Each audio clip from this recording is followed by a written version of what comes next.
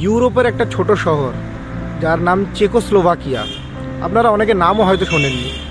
তো সেখানে একটা ফ্যামিলি ছিল যারা 8 পিঁড়ি ধরে জুতো বানাচ্ছিল।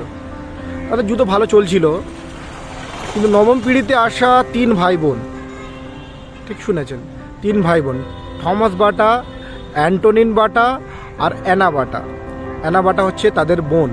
তো 3 ভাই বোন মিলে 1894 সালে একটা কোম্পানি প্রতিষ্ঠা করার চেষ্টা করে, যে কোম্পানিটার নাম তারা দেয় বাটা।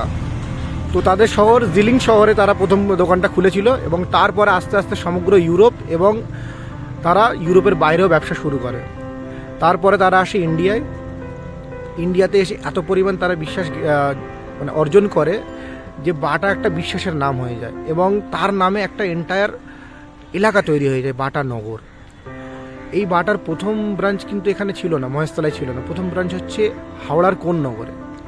তারপরে একটা বড় ব্রাঞ্চ খোলা হয় এখানে, এবং সেটা যথেষ্ট খ্যাতি অর্জন করে।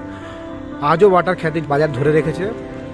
তো ইউরোপের একটা কোম্পানি, যেটা 3 ভাই বোন মিলে শুরু করেছিল, আজকে সেটা সমগ্র ভারতকে কাঁপিয়ে রেখে দিয়েছে। তো এই ইন্টারেস্টিং ফ্যাক্টরটা কি আপনারা জানতেন, যে বাটা ইন্ডিয়ান কোম্পানি নয়, এবং জিলিং হচ্ছে সেই শহর যেখানে বাটার জন্ম। 3 ভাই বোন মিলে শুরু করেছিল।